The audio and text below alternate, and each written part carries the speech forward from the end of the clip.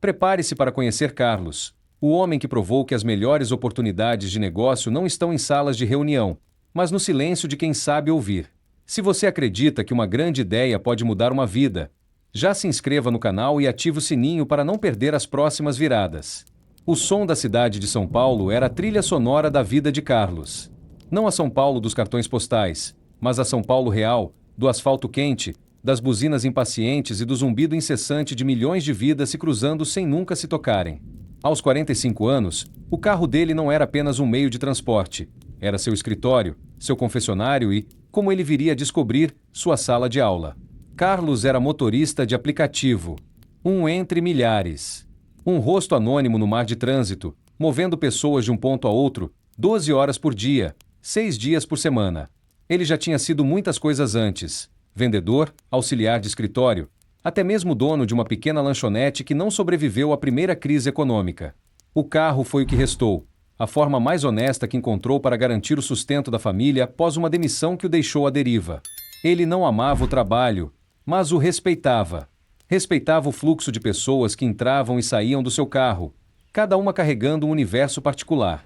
Ele ouvia de tudo: o executivo ensaiando uma apresentação em inglês no banco de trás, a estudante de medicina chorando por causa de uma prova, o casal discutindo o orçamento do mês, o turista maravilhado com os prédios. Carlos era um ouvinte passivo, um fantasma no banco da frente. Ele sabia mais sobre a vida amorosa de seus passageiros do que sobre os personagens da novela das 9. Com o tempo, ele desenvolveu uma habilidade peculiar: a de identificar padrões. Ele começou a perceber que, apesar das histórias serem diferentes, as dores e os problemas eram quase sempre os mesmos. Historiadores ainda discutem se a invenção da roda ou do motor a combustão teve o maior impacto na sociedade. Para Carlos, a verdadeira revolução foi a invenção do smartphone, que colocou o mundo na palma da mão, mas que também criou uma nova classe de problemas que ele ouvia todos os dias. Passageiros reclamando da dificuldade de marcar uma consulta médica online, da burocracia para conseguir um serviço de limpeza, da falta de opções de lazer para seus animais de estimação. Ele não era um analista de mercado, mas estava, sem saber, fazendo a mais pura e autêntica pesquisa de mercado que existia. Ele era um curador de dores. Um colecionador de necessidades não atendidas. Uma curiosidade excêntrica: o primeiro táxi motorizado, o Daimler Vitória, foi construído em 1897 e tinha um taxímetro para calcular a tarifa. Mais de um século depois, o taxímetro era um aplicativo, mas a necessidade humana de ir de um ponto a outro e de reclamar do processo continuava exatamente a mesma. A rotina era exaustiva. Carlos sentia o corpo reclamar das longas horas sentado, as costas doendo, a mente cansada da tensão constante no trânsito. Ele via o dinheiro entrar, mas também via o custo de manutenção do carro, a gasolina, os impostos, tudo comendo uma fatia generosa de seu esforço. Ele estava, na prática, alugando seu tempo e seu carro por uma margem de lucro cada vez menor. Ele queria uma virada, mas não sabia por onde começar. Não tinha capital para abrir um novo negócio, nem energia para aprender uma nova profissão do zero. Ele pensou em investir na bolsa, mas o único gráfico que ele entendia era o mapa de trânsito do Waze, e ele quase sempre estava vermelho. Foi em uma noite de quinta-feira, preso em um engarrafamento na Marginal Pinheiros, que a semente da grande ideia foi plantada, não por ele, mas por duas passageiras no banco de trás. Eram duas jovens veterinárias, visivelmente estressadas. Elas falavam sobre a dificuldade que os donos de pets em São Paulo tinham para transportar seus animais com segurança e conforto. Os aplicativos normais recusam se o cachorro é grande, dizia uma. Os motoristas têm medo que suje o carro, completava outra. E os serviços especializados são caríssimos e precisam agendar com dias de antecedência. Se você tem uma emergência no meio da noite, simplesmente não tem o que fazer. Elas continuaram a conversa, detalhando o problema, o tamanho do mercado, a carência de uma solução prática e acessível. Carlos, no banco da frente, fingia se concentrar na música que tocava baixo no rádio, mas sua mente estava em chamas. Ele não ouvia mais um desabafo, ouvia um plano de negócios. Ele conhecia os dois lados da moeda: o do motorista, com medo de ter o carro danificado, e agora, o do cliente, com uma necessidade real e urgente não atendida. Um fato histórico: a famosa empresa de entregas FedEx nasceu de uma ideia que seu fundador, Fred Smith, apresentou em um trabalho de faculdade em Yale. O professor lhe deu uma nota C, dizendo que a ideia era inviável. Carlos não tinha um professor para lhe dar uma nota, sentiu que tinha acabado de tropeçar em uma ideia nota naquele momento. Ele se importou menos com o trânsito à sua frente e mais com o tráfego de ideias em sua cabeça. Ao deixar as passageiras em seu destino, ele não disse apenas boa noite. Ele disse, para si mesmo, obrigado. A virada tinha acabado de encontrar seu GPS. A conversa daquelas duas veterinárias agiu como um catalisador na mente de Carlos. Ele passou o resto da semana com a ideia martelando em sua cabeça, cada nova corrida se tornando uma validação não intencional de sua tese. Ele começou a prestar mais atenção, a fazer perguntas discretas. O senhor tem animal de estimação? Ele perguntava a um passageiro. Acha fácil andar com ele pela cidade? As respostas eram um coro uníssono de frustração. Histórias de cães que não podiam visitar os avós doentes, de gatos estressados em caixas de transporte improvisadas, de uma busca incessante por um serviço que fosse, ao mesmo tempo, seguro, acessível e confiável. Carlos sentia que tinha mais dados sobre o mercado pet de São Paulo do que o próprio IBGE. Ele não via mais passageiros, via potenciais clientes. Não via mais problemas, via um oceano azul de oportunidades. Mas uma ideia, por mais brilhante que seja, é apenas uma semente. Para germinar, precisa de terra fértil, e a terra de Carlos era árida. Ele não tinha dinheiro para investir, não entendia de tecnologia, e sua rede de contato se resumia a outros motoristas e aos porteiros dos prédios onde buscava passageiros. A grandiosidade da oportunidade era proporcional ao tamanho do abismo que o separava dela. Como um motorista de aplicativo poderia criar uma plataforma digital? Como ele poderia competir com os gigantes da tecnologia? O desânimo começou a se instalar, a voz da razão sussurrando que aquilo era um sonho de uma noite de verão, uma fantasia para escapar da dureza da realidade. Historiadores ainda discutem se a muralha da China foi construída para proteger o império de invasores ou para impedir que seus próprios cidadãos fugissem. Carlos sentia que estava construindo sua própria muralha de desculpas para não ter que enfrentar o medo de tentar. Foi durante um almoço de domingo na casa de sua irmã que a primeira pá de terra foi jogada sobre sua semente. Ele comentou sobre a ideia, mais como um desabafo do que como um plano. E seu sobrinho, Lucas, um jovem de 22 anos que estava no último ano de ciência da computação, ouviu com uma atenção que ninguém mais na família deu. Lucas era o típico gênio da tecnologia, introvertido, passava as noites programando e via o mundo através de linhas de código. Enquanto a família discutia futebol, Lucas se aproximou de Carlos e disse: Tio, essa sua ideia, ela não é só boa. Ela é viável. Eu consigo construir o protótipo do aplicativo. Uma curiosidade excêntrica. O primeiro videogame da história, Tennis for Two, criado em 1958, rodava em um computador do tamanho de uma sala e usava um osciloscópio como tela. Lucas estava propondo criar uma plataforma complexa usando apenas seu notebook e algumas noites de café forte. A parceria nasceu ali, na mesa de almoço, entre uma garfada de macarrão e outra. Carlos era a experiência de mercado, o conhecimento de rua. Lucas era a capacidade técnica, o arquiteto digital. Eles eram uma dupla improvável, o homem da prática e o garoto da teoria. Começaram a se encontrar todas as noites. Carlos chegava exausto das corridas e passava horas descrevendo para Lucas como o serviço deveria funcionar, as dores dos clientes, as necessidades dos motoristas. Ele desenhava as telas do aplicativo em guardanapos de papel, com uma lógica que vinha de sua experiência diária. Precisa ter um botão para o tamanho do animal, ele dizia, e uma opção para o motorista dizer que tem uma capa protetora no banco. Os primeiros wireframes do aplicativo pareciam mais um mapa do tesouro desenhado por uma criança do que um projeto de startup.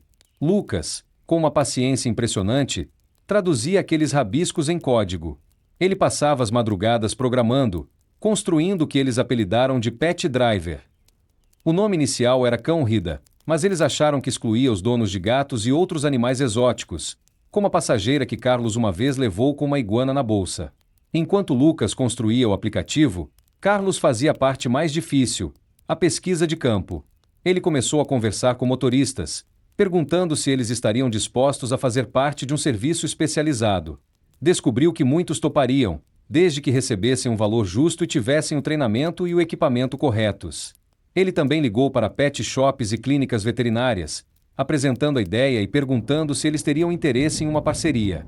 A resposta foi esmagadoramente positiva. O mercado não estava apenas carente, Estava desesperado por uma solução. A semente, regada pela colaboração e pela validação, estava finalmente brotando. 3 meses depois daquele almoço de domingo, o protótipo do aplicativo Pet Driver estava pronto. Não era bonito. Tinha falhas. Travava de vez em quando. Mas funcionava. Era o que o mundo da tecnologia chama de MVP, ou produto mínimo viável. E agora eles enfrentavam o maior de todos os dilemas do empreendedor: o problema do ovo e da galinha. Para atrair passageiros com pets, precisavam de motoristas. Para atrair motoristas, precisavam de passageiros.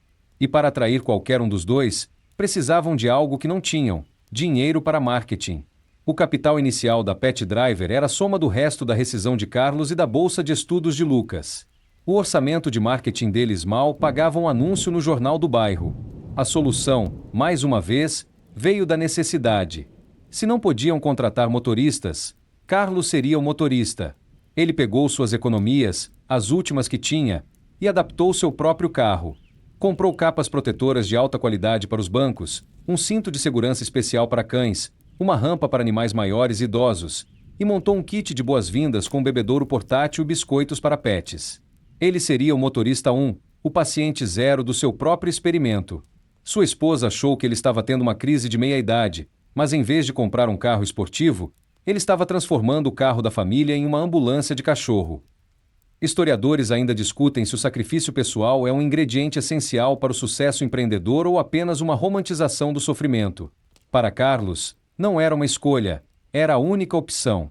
Com o carro preparado e o aplicativo instalado em seu próprio celular, faltava o primeiro cliente: Tiago, o sobrinho de Helena, a costureira. Em uma pequena participação especial, que agora era um jovem marqueteiro, deu a dica de ouro: tio, esquece anúncio. Vai onde a dor está. E Carlos foi. Passou uma semana visitando clínicas veterinárias 24 horas e pet shops. Ele não vendia um serviço, ele oferecia uma solução. Deixava seu cartão, que ele mesmo imprimiu em uma gráfica rápida, com a frase: seu pet precisa de transporte seguro? Eu resolvo. Ele ofereceu a primeira corrida de graça para os funcionários das clínicas, para que eles pudessem testar e indicar o serviço. Uma curiosidade excêntrica: o conceito de amostra grátis foi popularizado no século XIX por Benjamin T. Babbitt, um fabricante de sabão que distribuía pequenos pedaços de seu produto para donas de casa, uma estratégia de marketing revolucionária para a época. A primeira chamada veio em uma madrugada de sábado. Uma moça, desesperada, com um Golden Retriever idoso que não conseguia andar e precisava ir para o hospital veterinário. Nenhum outro carro aceitava a corrida. Carlos atendeu, chegou em menos de 15 minutos.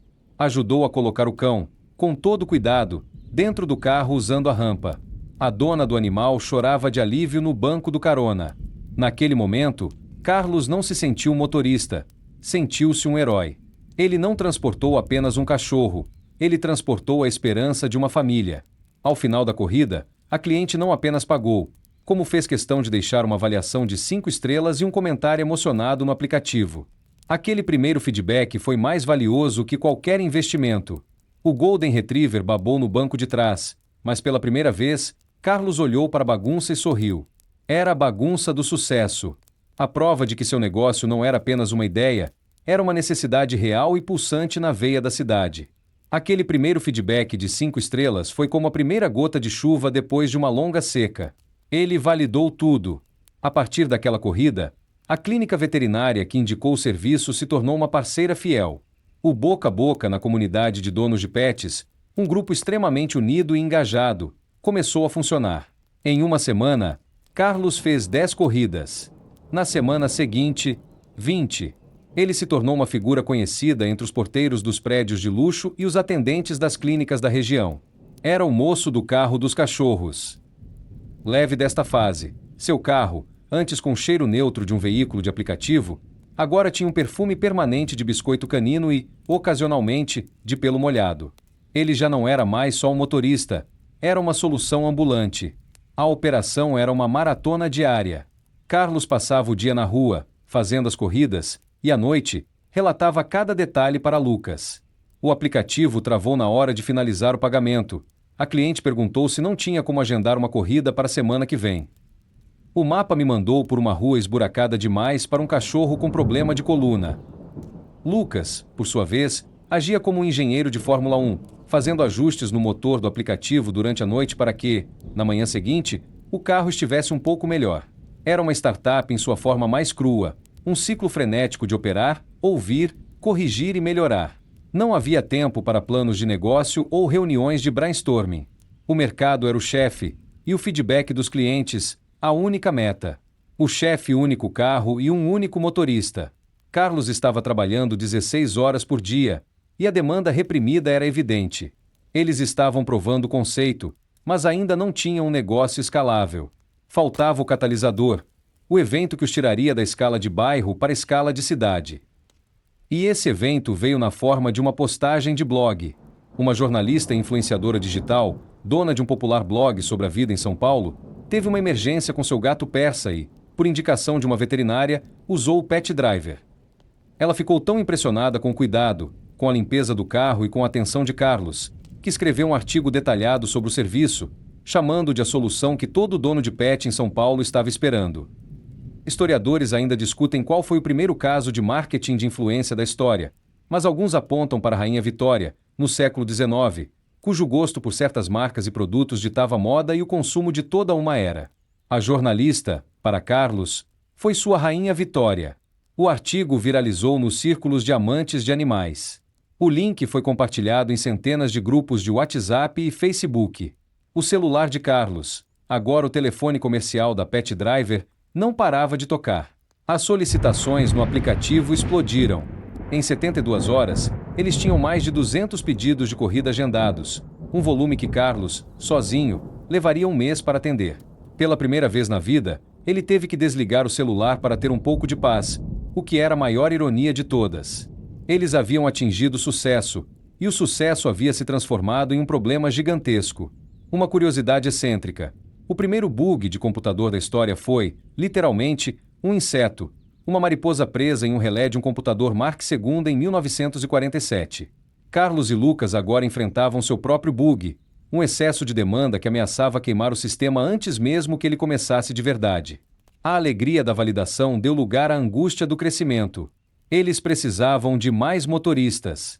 E precisavam para ontem. Mas como convencer outros motoristas a se juntarem a um negócio que ainda era, basicamente, um aplicativo semifuncional e um único carro adaptado? Como garantir o mesmo padrão de qualidade e cuidado? Carlos não queria apenas mais carros na rua. Ele queria que cada motorista da Pet Driver tivesse o mesmo cuidado que ele tinha com cada animal transportado. Ele percebeu que ser dono de uma empresa era muito parecido com ser pai. Você cria com todo carinho e depois morre de medo de entregar na mão de outros. A virada havia acontecido, mas ela os levará diretamente para a beira de um novo abismo. O sucesso inicial da Pet Driver era um veneno doce. O celular de Carlos não parava. A caixa de entrada de e-mails, antes um deserto, agora era uma inundação de pedidos, súplicas e até reclamações de pessoas que não conseguiam agendar uma corrida. Eles estavam no epicentro de uma mina de ouro, mas só tinham uma pá de jardinagem para escavar. Desta fase, Lucas teve que criar uma resposta automática que dizia obrigado pelo seu interesse.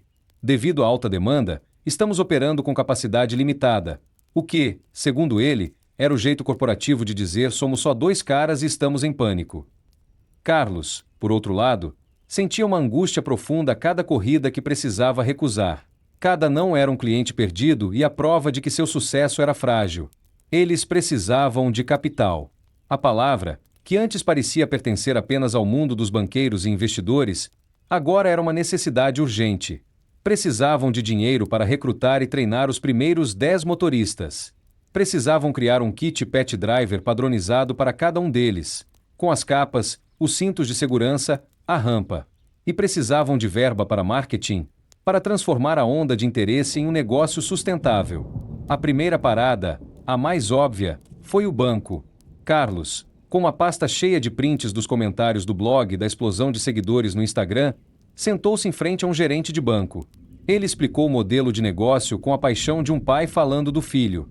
O gerente ouviu pacientemente, folheou os papéis e, no final, fez a pergunta que selou o destino da conversa. Certo, senhor Carlos. E qual é o ativo imobilizado da sua empresa? Carlos ficou em silêncio. Seu único ativo era um carro usado e um aplicativo que ainda estava em versão beta. O empréstimo foi negado. A recusa do banco foi um balde de água fria, mas também uma lição. Eles entenderam que o sistema financeiro tradicional não estava preparado para avaliar um negócio baseado em dados, comunidade e demanda digital. Eles não tinham uma fábrica ou um terreno para dar como garantia. Tinham um problema real com uma solução validada. Historiadores ainda discutem o papel dos bancos no fomento à inovação. Para alguns, eles são motores do progresso. Para outros, são âncoras presas a modelos de risco ultrapassados. Carlos e Lucas sentiram na pele o lado da âncora. Carlos disse que era mais fácil o gerente do banco aprovar um empréstimo para ele comprar um carro novo do que para ele criar uma empresa que geraria dezenas de novos empregos. A solução, mais uma vez, veio do mundo digital. Numa noite, frustrado, Lucas disse: "Tio, se os bancos não entendem o nosso negócio, vamos pedir para quem entende. As pessoas." Ele apresentou a Carlos o conceito de crowdfunding, o financiamento coletivo. A ideia de criar uma vaquinha online, apresentando o projeto e oferecendo recompensas para quem apoiasse. Uma curiosidade excêntrica: uma das campanhas de crowdfunding de maior sucesso de todos os tempos foi para criar um cooler de praia super tecnológico, que arrecadou mais de 13 milhões de dólares. Se as pessoas estavam dispostas a investir milhões em uma caixa de isopor com rodinhas, talvez estivessem dispostas a investir em um serviço que resolvia um problema real para seus animais de estimação. Eles passaram as 2 semanas seguintes preparando a campanha de financiamento coletivo. Tiago, o sobrinho marqueteiro de Helena, ajudou a criar um vídeo curto e emocionante, contando a história de Carlos, mostrando a necessidade do serviço e apresentando o plano de expansão. Eles não pediam uma doação, pediam apoio para construir a solução. As recompensas eram criativas, desde créditos para futuras corridas até um título de sócio fundador pet driver para os maiores apoiadores. A meta era ambiciosa: levantar R$50 mil para equipar e treinar os primeiros 10 motoristas parceiros. Carlos, cético, disse que era mais fácil seu time ser campeão do que conseguir todo aquele dinheiro de estranhos na internet. Mas no fundo, ele estava animado. Era uma aposta de tudo ou nada. Com a campanha pronta, eles apertaram o botão publicar e compartilharam o link em todas as redes sociais. A sorte estava lançada. A resposta da comunidade definiria se a Pet Driver seria apenas uma boa história ou uma grande empresa. As primeiras 48 horas da campanha de crowdfunding foram um exercício de tortura psicológica. O contador de arrecadação subia em um ritmo dolorosamente lento. As primeiras contribuições vieram de amigos e familiares. A irmã de Carlos, os colegas de faculdade de Lucas, a própria Dona Helena, a costureira, que fez questão de apoiar com o lucro da venda de um de seus coletes. Cada nova doação era celebrada como uma vitória, mas a meta de R$50 mil parecia tão distante quanto a lua. Carlos, o homem que aprendeu a ter paciência com o mercado de ações, agora atualizava a página da campanha a cada 30 segundos, uma ansiedade que ele jurava ter superado. Ele estava provando a si mesmo que a teoria é muito mais fácil que a prática. Ele e Lucas trabalharam incansavelmente na divulgação. Enviaram o link para todos os contatos, postaram nos grupos de bairro, pediram para amigos compartilharem. Mas o alcance era limitado.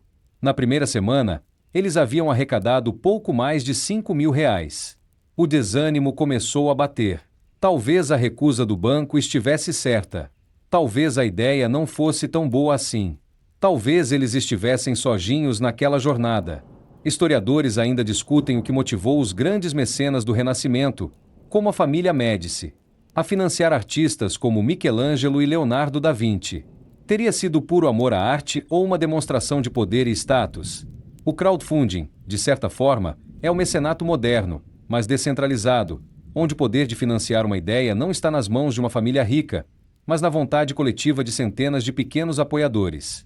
Faltava, no entanto, que a coletividade descobrisse a campanha. O ponto da virada, mais uma vez, veio de onde eles menos esperavam. A mesma jornalista que havia escrito a primeira matéria sobre o serviço viu a campanha e decidiu apoiá-la.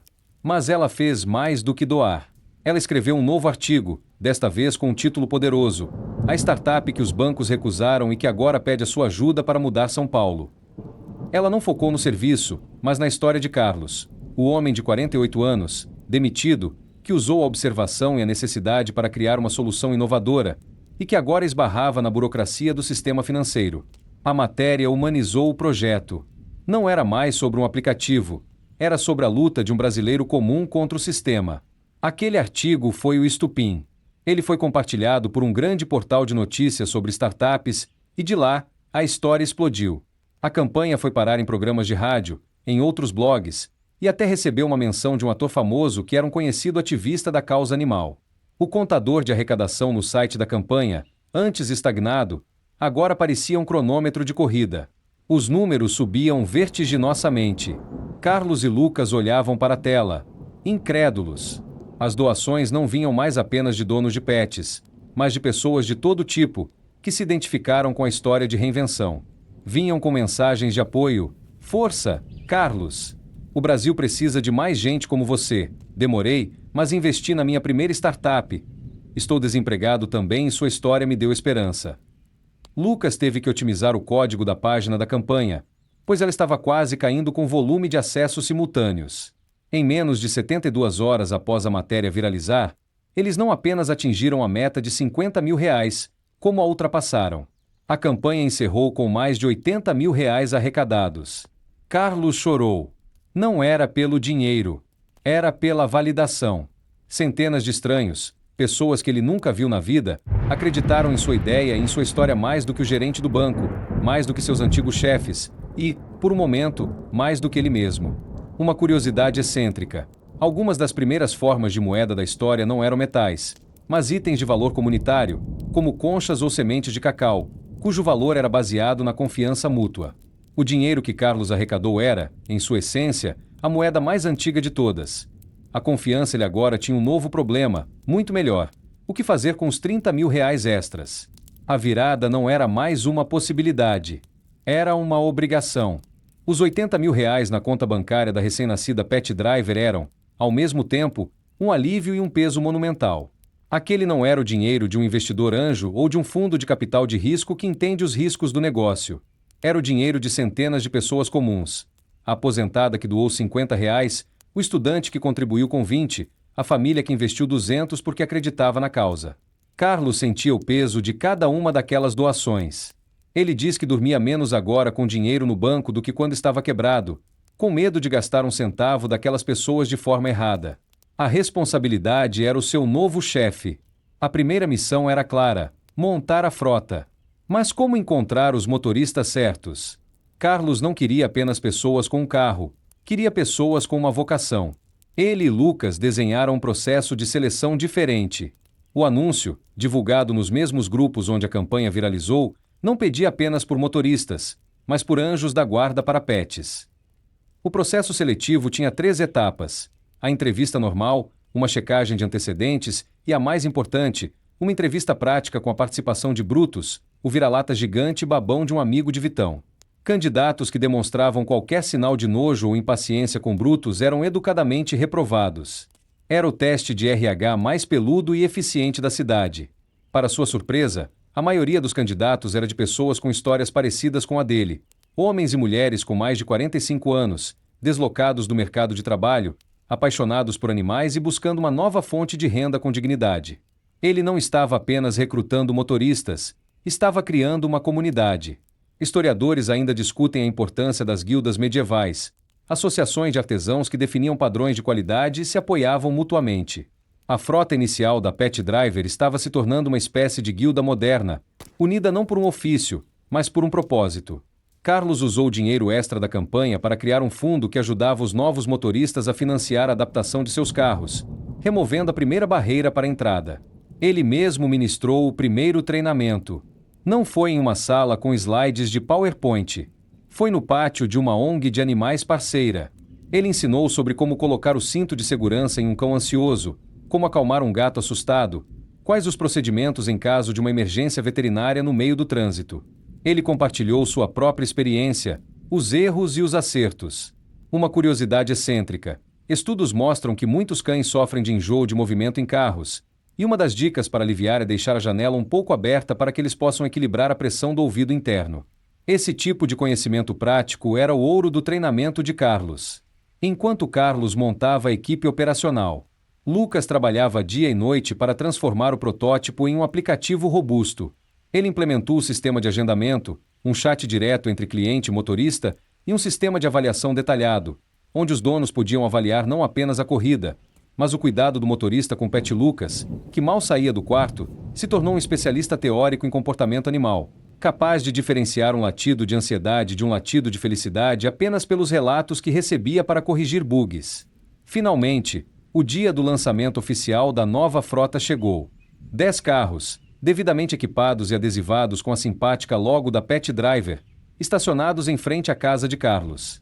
Os 10 novos motoristas, uniformizados com camisetas que eles mesmos ajudaram a desenhar, pareciam um time prestes a entrar em campo para uma final de campeonato.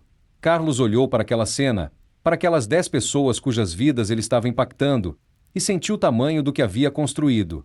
Ele abriu o aplicativo, agora como gestor, e, com um clique, mudou o status dos 10 motoristas para online. A frota da Pet Driver estava oficialmente nas ruas de São Paulo. A virada, que antes era solitária, agora era coletiva. Com 10 carros nas ruas, a Pet Driver deixou de ser um projeto e se tornou uma operação logística complexa. O mapa no aplicativo de gestão de Lucas, antes com um único ponto se movendo pela cidade, agora era um enxame de ícones verdes atendendo a dezenas de chamados simultâneos.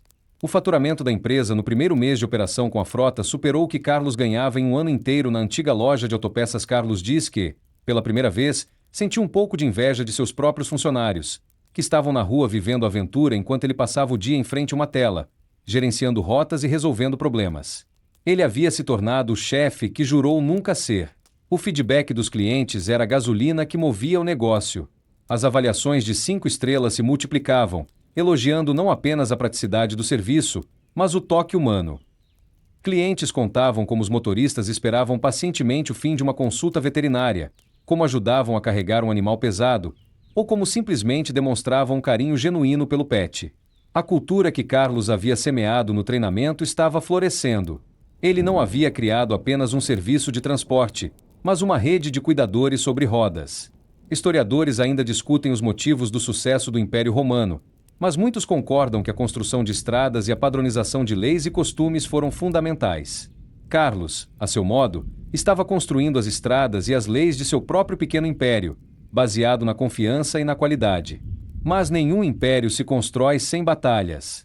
E a primeira grande crise da Pet Driver veio em uma noite de sexta-feira, o horário de pico para emergências veterinárias.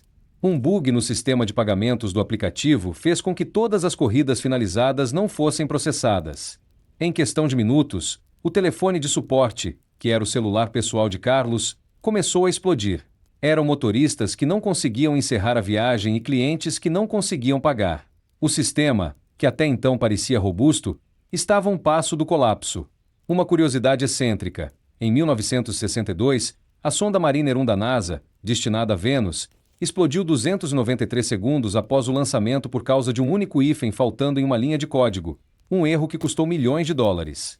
O pequeno bug de Lucas não era tão caro, mas ameaçava a reputação que eles tanto lutaram para construir. Foi ali que a parceria entre Carlos e Lucas foi testada. Enquanto Lucas, em seu quarto, mergulhava em linhas de código, suando frio para encontrar e corrigir o bug, Carlos assumiu a linha de frente.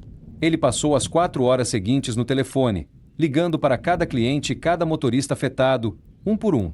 Ele se desculpou pessoalmente pelo transtorno, instruiu os clientes a pagarem diretamente aos motoristas via PX e garantiu que a empresa cobriria qualquer taxa ou prejuízo. Ele não deu desculpas, não culpou o sistema. Ele assumiu a responsabilidade e lhe diz que naquela noite ele usou mais suas habilidades de psicólogo e negociador do que em todos os seus anos no comércio. Às 3 da manhã, Lucas encontrou e corrigiu o bug. O sistema voltou ao normal. Na manhã seguinte, Carlos enviou um e-mail para todos os clientes envolvidos, explicando o ocorrido e oferecendo um cupom de 50% de desconto na próxima corrida como pedido de desculpas. A resposta foi o oposto do que ele esperava. Em vez de críticas, ele recebeu dezenas de e-mails de volta, elogiando a transparência, o atendimento e a forma humana como a crise foi gerenciada. O maior erro técnico da empresa se transformou, paradoxalmente, em sua maior vitória de marketing. Vitão, o amigo cinegrafista, que acompanhou todo o drama, disse: "Isso dava um episódio incrível para o canal." Carlos percebeu que a força de sua empresa não estava na perfeição da sua tecnologia, mas na humanidade da sua resposta ao fracasso. A forma como a Pet Driver lidou com a crise do aplicativo se tornou uma lenda urbana no ecossistema de startups. A história de Carlos, o fundador que ligou pessoalmente para os clientes, foi contada em podcasts e palestras como um exemplo de Customer Centricity. A marca, forjada no fogo do primeiro grande erro, emergiu com uma reputação de confiança inabalável. O crescimento, que já era rápido, acelerou ainda mais. Eles expandiram a frota para 30 carros, depois 50. Lucas contratou mais 2 programadores para ajudá-lo, e o apartamento de Carlos, que servia como sede da empresa, agora estava pequeno demais. Eles alugaram seu primeiro escritório de verdade. Uma pequena sala comercial em um prédio sem luxos. A sala era tão pequena que a mesa de reunião era também a mesa do café, a mesa do almoço e, ocasionalmente, a cama de Lucas durante as noites de programação intensa. Mas, no mundo dos negócios, o sucesso atrai predadores. E os gigantes acordaram. As 2 maiores empresas de transporte por aplicativo do país, que antes ignoravam o nicho de pets, lançaram, com poucas semanas de diferença, suas próprias categorias pet. Eram mais baratas, integradas a aplicativos que milhões de pessoas já usavam, e tinham um orçamento de marketing que fazia o da Pet Driver parecer dinheiro de troco. O pânico se instalou na pequena equipe. Como competir com Golias? A tentação de entrar em uma guerra de preços, de baixar a margem de lucro para tentar sobreviver, era imensa. O sonho parecia prestes a ser esmagado pela força bruta do capital. Foi Carlos quem manteve a calma. Em uma reunião de emergência, enquanto a equipe discutia formas de cortar custos, ele desenhou uma linha em um quadro branco. De um lado, escreveu preço. Do outro, valor. Nós nunca vamos ganhar no preço, ele disse. Eles sempre serão mais baratos. A nossa guerra não é essa. A nossa guerra é no valor. Ele os lembrou do porquê a Pet Driver nasceu. Não era para ser a opção mais barata, era para ser a melhor e mais segura. Era para a dona do Golden Retriever idoso, para o gato que ia ao veterinário, para o pet que era tratado como um membro da família. Historiadores ainda discutem como Davi, um pastor de ovelhas, conseguiu derrotar o gigante Golias. A estratégia, segundo os textos, não foi lutar com a mesma força, mas usar uma arma diferente, uma que o gigante não esperava. A Pet Driver precisava de sua própria funda e pedra. A pedra de Carlos foi a especialização. Eles decidiram dobrar a aposta na qualidade e na segurança. Lançaram o selo motorista Pet Driver certificado, um programa de treinamento ainda mais rigoroso, que agora incluía um curso de primeiros socorros para animais, ministrado em parceria com uma grande rede de hospitais veterinários. Eles criaram uma categoria de luxo, a Pet Driver Black, com carros maiores e ainda mais confortáveis para viagens longas. E a grande jogada, um plano de assinatura para clientes recorrentes, como clínicas, hotéis para cães e dog walkers, oferecendo descontos e prioridade no agendamento. Uma curiosidade excêntrica. O conceito de fidelidade do cliente é tão antigo quanto o comércio, com registros de padeiros na Roma antiga que davam um pão extra para seus clientes mais leais. Carlos estava dando seu próprio pão extra na forma de segurança e confiança. A estratégia funcionou. Enquanto os concorrentes transportavam pets como se fossem bagagem extra, a Pet Driver se consolidou como serviço premium, a escolha óbvia para quem não via seu animal como um objeto, mas como um filho. Eles começaram a receber pedidos para transportar animais para casamentos, como pajens e daminhas de honra de 4 patas. Eles perderam um cliente que só queria economizar R$ 5, mas ganharam a lealdade inabalável do cliente que estava disposto a pagar pelo melhor. Lucas teve que criar um campo no aplicativo para o cliente especificar se o pet precisava de traje a rigor. A virada milionária de Carlos não era mais apenas sobre criar um negócio, mas sobre criar uma marca forte o suficiente para nadar ao lado dos tubarões e prosperar. Hoje, a Pet Driver é uma empresa sólida e líder em seu nicho, com operações em 5 capitais brasileiras. Carlos não dirige mais o carro do dia a dia, mas comanda a empresa de uma sala de reuniões que, ironicamente, é muito parecida com aquela onde foi demitido. A diferença, ele diz, é que a sua sala tem uma tigela de água para o Brutus, o vira-lata que se tornou o mascote não oficial da empresa e que agora participa de todas as decisões importantes. Carlos agora tem um motorista particular, mas passa o caminho inteiro dando atalhos e reclamando do trânsito, provando que certos hábitos nunca morrem. Ele se tornou um investidor, não apenas na bolsa, mas em outras startups criadas por pessoas com mais de 45 anos, usando sua própria história como tese de investimento. Ele busca por ideias que nascem da experiência, da observação atenta, da dor real. Uma curiosidade excêntrica. A invenção do post-it, Um dos produtos de escritório de maior sucesso no mundo nasceu de uma falha. Um cientista da 3M tentava criar uma cola super forte e acabou criando uma cola super fraca, que não grudava direito. Anos depois, outro colega usou essa cola fracassada para criar os famosos bloquinhos de recado. A história de Carlos era parecida. Sua falha no mercado de trabalho tradicional foi o que lhe permitiu ver a oportunidade que ninguém mais via. Outro dia, passando em frente à antiga loja de autopeças, ele viu que ela havia fechado. A grande rede que a comprou não conseguiu manter o negócio. Faltava o toque humano, o conhecimento de balcão, a confiança que os clientes tinham no antigo gerente. Historiadores ainda debatem o legado dos grandes impérios, mas uma lição é clara: força bruta pode conquistar, mas só o valor e o respeito conseguem manter. Carlos sorriu, não com arrogância, mas com a serenidade de quem entende os ciclos da vida e dos negócios. Ele sentiu uma vontade imensa de comprar o ponto e abrir uma filial da Pet Driver ali, apenas pela ironia poética. A virada de Carlos foi, de fato, milionária. Mas o que ele aprendeu, e o que ele faz questão de ensinar, é que a verdadeira riqueza não estava no dinheiro que ele acumulou, mas na percepção que ele desenvolveu. A ideia de R$1 milhão que ele ouviu no banco de trás não era sobre um aplicativo de transporte de animais. A ideia era muito mais simples e profunda: ouvir os problemas das pessoas. Era sobre prestar atenção na dor, na necessidade, na frustração do outro e ter a empatia e a coragem de dizer: eu posso resolver isso hoje. A Pet Driver tem uma parceria com a mesma rede de hospitais veterinários daquelas duas passageiras. Elas nunca souberam que a conversa naquele engarrafamento mudou a vida de um homem e criou uma empresa inteira. Para Carlos, elas são as cofundadoras anônimas do seu império. A jornada de Carlos nos mostra que a verdadeira riqueza vai além dos números. E você? Qual foi a sua grande virada ou qual história te inspira a dar a volta por cima? Deixe seu comentário abaixo. Se essa jornada te tocou, curta o vídeo e compartilhe com alguém que precisa de uma inspiração. Inscreva-se no canal A Virada Milionária e ative o sininho para acompanhar as próximas crônicas de superação.